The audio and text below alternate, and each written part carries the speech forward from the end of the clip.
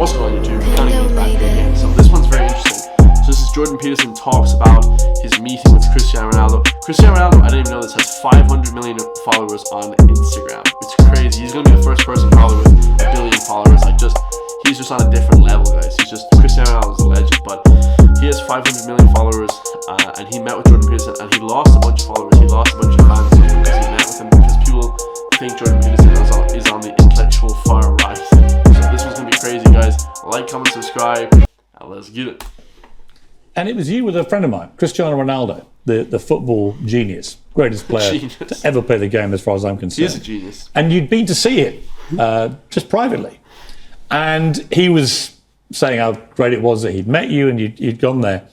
And all hell broke loose. He was bombarded with people saying this is outrageous, legend over, legacy finished, none of which would have bothered him because he'd heard all this kind of thing before. But the venom of it was from certain quarters was so pathetic, it seemed to me. So first of all, what were you doing with Cristiano? Why were you there? Well, he invited me to come and see him, and he had some trouble in his life a few months ago, and a friend of his sent him some of my videos, and he said he had watched those, and then he read my book, one of my books, and found them very helpful, and he wanted to talk. So I went out to his house and we talked for about 2 hours.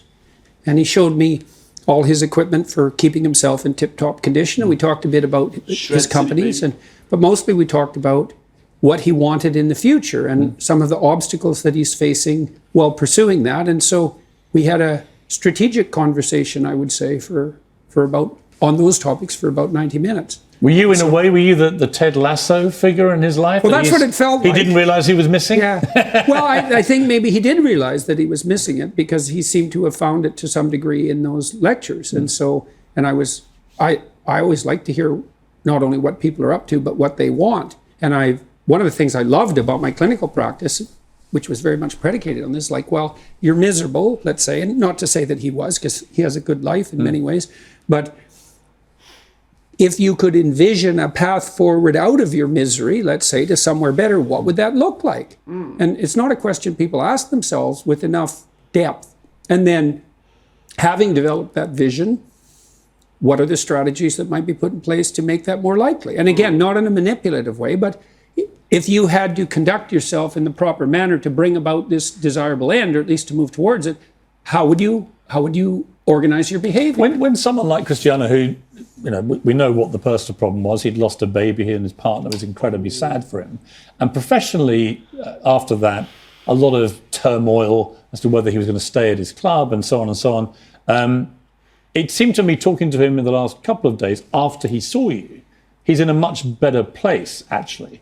That's what happens when you hang out with reprobate like me. Yes, but really interesting to me that so you and he both got criticised for just seeing each other, but actually it was clearly very helpful to him. Well, I hope so. That would be lovely if it was true.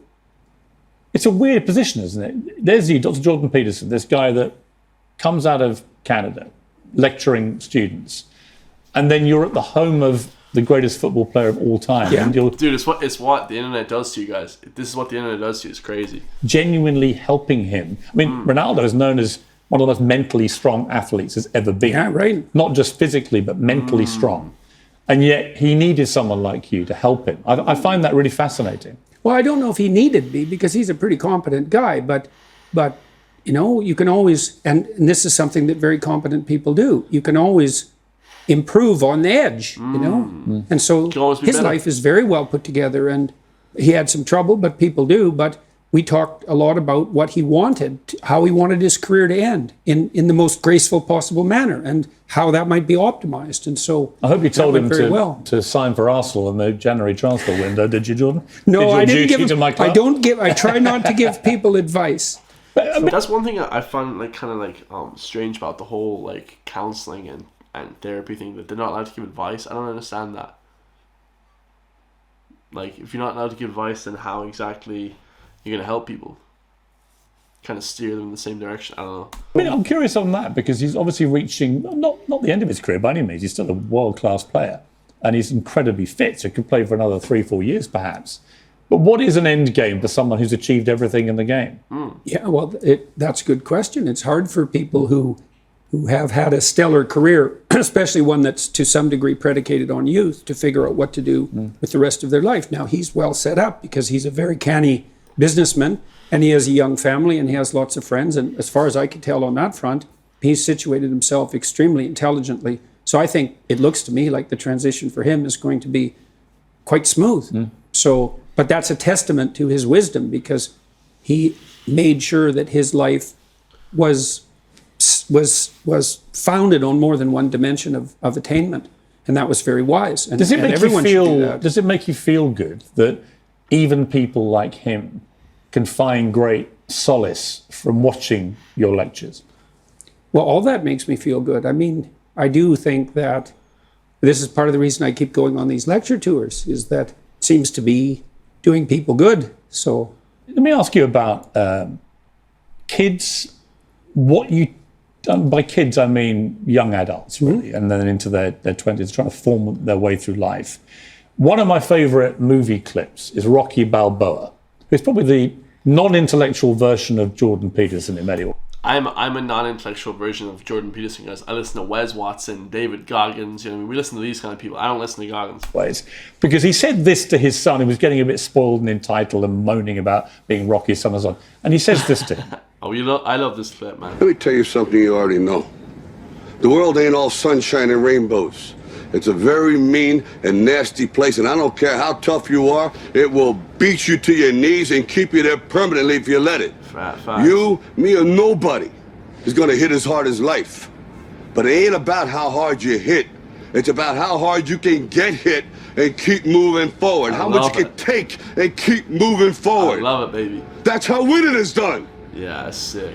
Now, if you know what you're worth, now go out and get what you're worth. But you gotta be willing to take the hits and not pointing fingers saying you ain't where you wanna be because of him or her or anybody. Cowards do that, and that ain't you. You're better than that. I love that speech. yeah, it's good. What do you think of it? Well, that ethos was what lifted up Sylvester Stallone to stardom very rapidly with his first movie. And what do I think about that? I think that young people are literally dying for that message.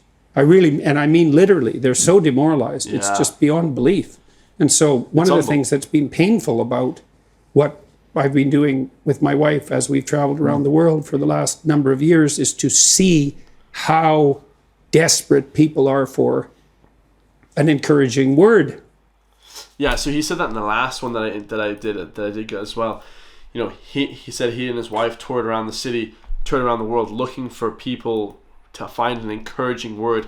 Guys, the number one thing on YouTube, if you guys can make a channel up with encouraging people, that's the number one thing in my opinion, guys. I watch those videos all day long. Wes Watson's a great guy. David Goggins. I mean, guys, I have so many people. Courtney DeWalter, if you guys want a female. I mean, there's so many encouraging people nowadays because people nowadays, like young people, I feel like they're just beaten, guys.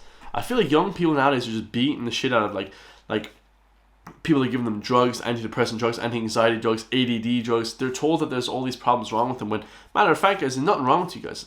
There is nothing wrong with you guys. No mental health issues. You're all perfectly amazing, capable people. It's just that circumstances and maybe the effort that you're putting in isn't directed into the right way. You're putting effort into this shitty job that you fucking hate. Put that effort into somewhere that's needed, guys. Put that effort into someone that's like actually wanted in society, and you'll reap the rewards, man. I love you all, and I'll see you guys in the next one. Peace.